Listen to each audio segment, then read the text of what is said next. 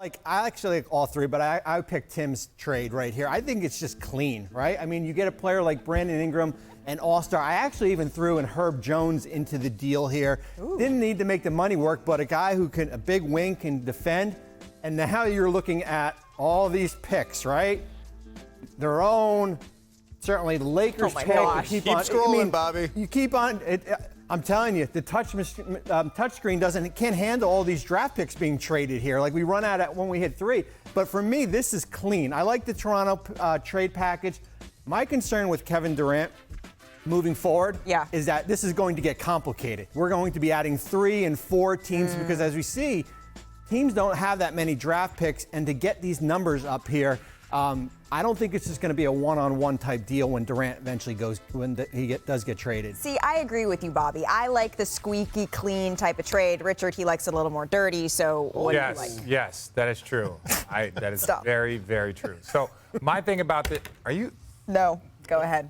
Okay, so what I was trying to say before everybody wanted to crack their jokes is, Tim and I were talking, it's like you have to understand, even going back to the Minnesota deal that we were just talking about, if a team is successful, those picks drop down. Where Brooklyn and that Boston trade that we so epically talked about is that Brooklyn ended up like being trash and tanking and all their guys left, and then now all of a sudden they had no picks and they were one of the worst teams in this league. The minute you get Kevin Durant, you are a contender. That means that the picks turn into 25, 27, 29, depending on where their team ends up landing. So I'm not so much worried about the amount of picks. It's the same thing that we talked about with Minnesota. Once you get these picks, these are going to be 22, 23. You give up these picks to get Kevin Durant. You do it to get a star player because when you add them to your team, the idea is that those picks aren't really trying to score gold in 23, 22. That is a rare occasion. You're probably right.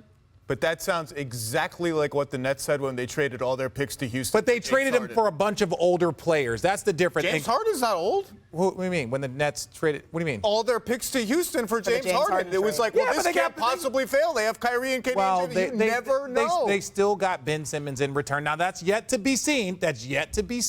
But if he can at least return to part of his performance. I just think we're underestimating the downside risk of this because it seems in the moment like it's a no-brainer. This is sports. Why they're talking about billionaires making decisions. We don't focus on the downside. But I think, only the upside. You're including yourself in that billionaire conversation. What we're not focusing on is Kevin Durant actually gave them 2 teams he wanted to go play for. So I think about Miami, South Beach. I think about Phoenix, good weather year-round, although it's hot in the summertime.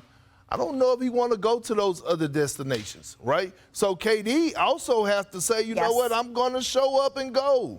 100%. Like he has that much power. So Brooklyn don't have all the leverage. They can say, oh, we're going to trade you there, but KD don't have to go there. Thanks for watching ESPN on YouTube. For live streaming sports and premium content, subscribe to ESPN+.